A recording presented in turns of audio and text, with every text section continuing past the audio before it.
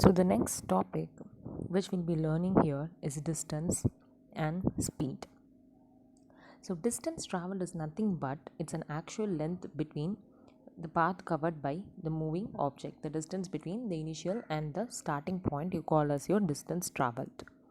So since I told you it is nothing but the length, okay, it's an actual length. Therefore, what is the SI unit of length? The SI unit of length is meter. So what is the SI unit of distance? It is nothing but meter. So some of the units, okay, some of the units will be actually derived from your definitions of your physical quantity.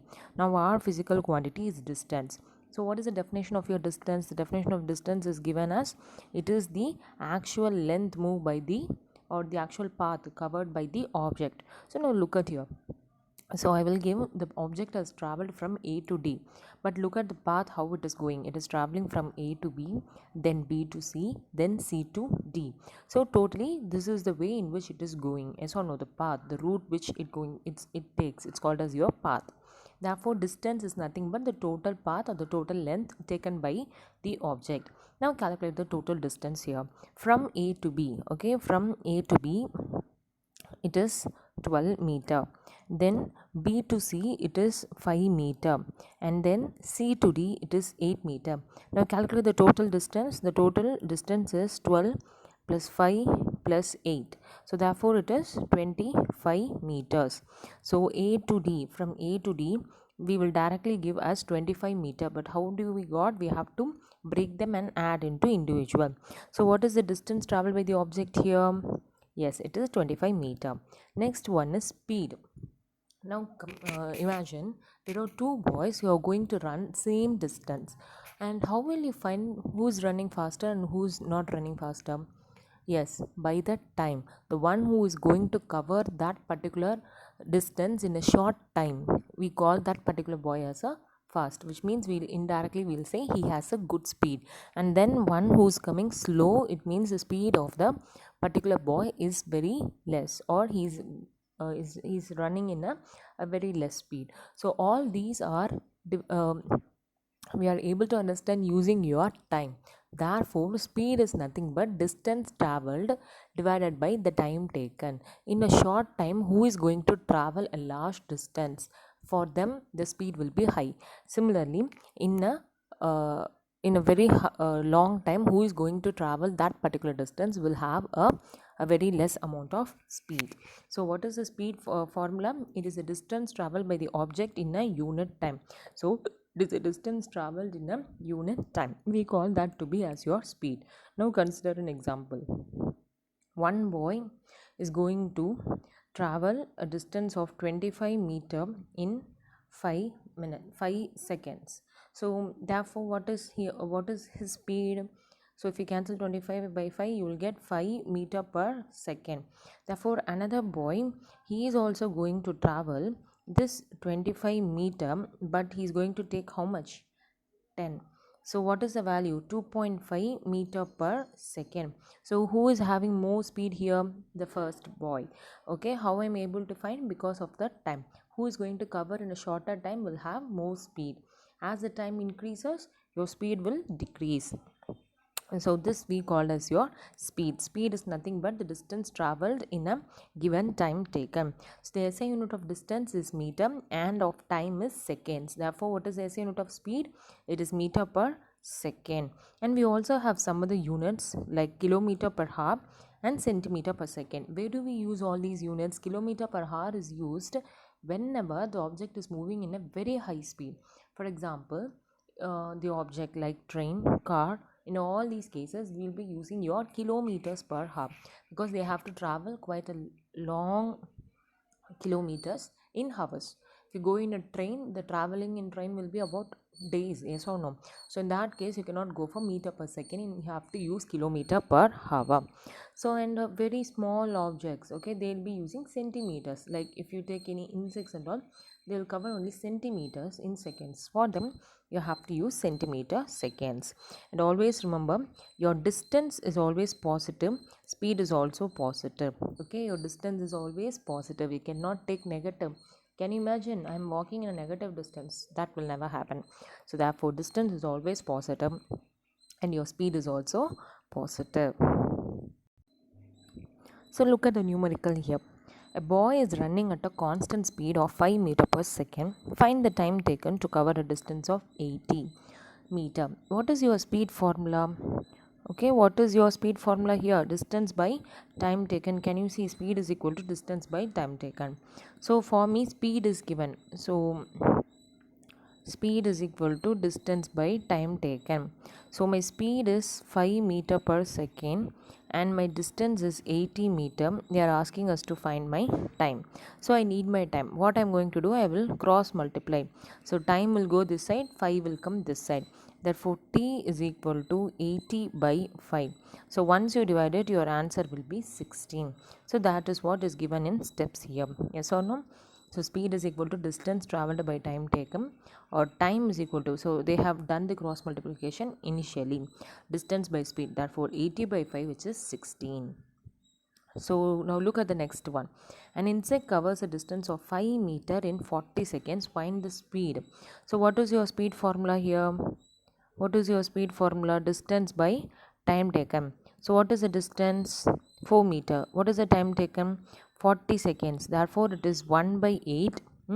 So if you divide it,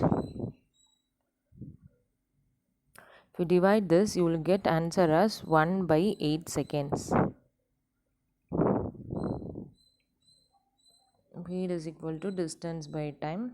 Therefore, it is 5 by 40. So, if you divide them using your 5 table, this both will get cancelled. You will get your answer as 1 by 8. If you divide 1 by 8, you will get an answer 0.125. So, next one is time it will take to cover 10 meter. So now I found my speed. So using this I have to calculate my time. So now what is my speed? 0.125 meter. So using this I have to calculate my time taken. Therefore time is equal to distance by speed. Therefore 10 divided by 0.125, which is 80 seconds. So this you can try in your home. If you cannot understand, you ask me in your message, I will help you out. So next one is uniform and non-uniform motion. So uniform motion means the object should cover equal distance in equal intervals of time. Okay, the object should cover equal distance in equal interval of time. As I told you previously, for every 1 minute, if I'm able to cover 100 meters, okay, for every 1 minute, if I'm able to cover 100 meters, or for every 1 second, I'm able to cover 2 meters. In that case, okay, it should be uniform. Okay, first 1 second, I'm covering 2 meter, and second, and for seconds, 2 seconds I'm able to cover 4 meter, 3 seconds I'm able to cover 6 meter. So can you see I'm growing in a proper manner? That is called as your uniform motion. Okay, it is called as your uniform motion. So by looking at this example illustration which is given here, you can see a car which is started at 6 a.m. So first it is covering 20 kilometers, and after 6:30 to 7 it has covering 40 kilometer, 7 to 7:30 60. So 7:30 to 8 it is 80. So can you see, for every half an hour it is covering 20 kilometers. So for every half an hour it is adding 20, which means it is going in a equal distance, covering an equal interval of time. But if at all the object is not moving in a straight line, but even if it is moving in a straight line but it is covering unequal distance in equal intervals of time, then it is called as your non-uniform motion. Okay, suppose imagine you are going in a straight path but the road is highly, it is in a traffic. Okay, it's highly traffic because of the peak hours. So initially it is going to cover 15 kilometer, then 20, then 28, then 38, then 49. So you can see for every half an hour the time, okay, for every half an hour of the time you can find the distance covered is not going to be the same.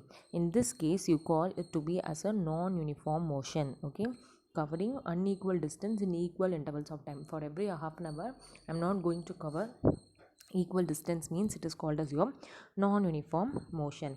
So you look at here, when an object is covering equal distance in equal intervals of time, then the object is in uniform speed or at a constant speed.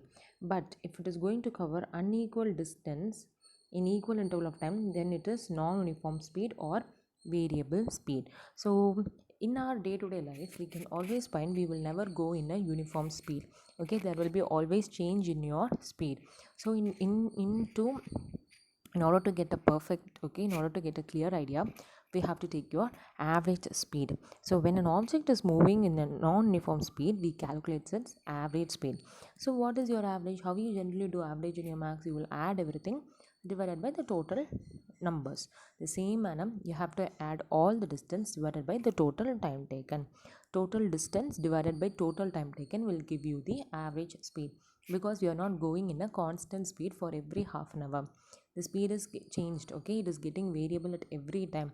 Therefore I have to give an average value. So for that purpose only we are going to use your average speed. So average speed means total distance divided by total time taken. So look at your second example. Okay, first we'll go for the second example.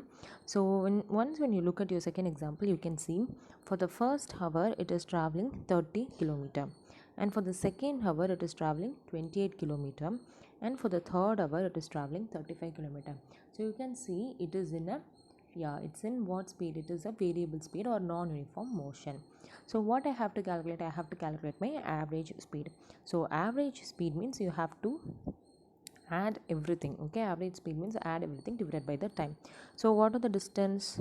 30 plus 28 plus 35 divided by 1 plus 2 plus 3, because first hour, second hour, third hour. So if you add all these, okay, after adding 30 plus 28 it is 58, 58 plus 35 it is 93 divided by 3. So you try to cancel them. What will be your answer here? 31. So what is the average speed here? 31 kilometer. So this is how we will calculate your average speed. So similarly you try for your first numerical. So your first numerical, it states that a train takes 4 hours to travel from A to B. So A to B, what is the first? 4 hours, okay, and another 6 hours to return from B to A. So now I'm going to return. So first I'm going in this direction, which is 4 hours. So second I'm going to return from this point, okay, from B to A I'm going to return. I'm going in this direction. Now what is the time taken? 6 hours. But will the distance change here? The distance will not change, yes or no? So from your home to school, if you are coming in one path, imagine it is 2 kilometers, and so going from school to home, again what is in the distance will be 2 kilometers. The distance will not change, distance will be constant if you are taking the same path, I mean the same route. So from B to A again I'm going. What is the time taken here? 6 hours. So the total distance is 500 kilometer. The distance between A and B is 500 kilometer. So for this one 500, okay, for this one 500, and for this one another 500. What is our formula? Average velocity formula, total distance. So one 500, the another 500, therefore 500 plus 500. What is the time taken? 4 plus 6. So if you do it, you will get 1000 divided by 10. The answer is 100. Is it clear? This is how you will do this sum. Okay.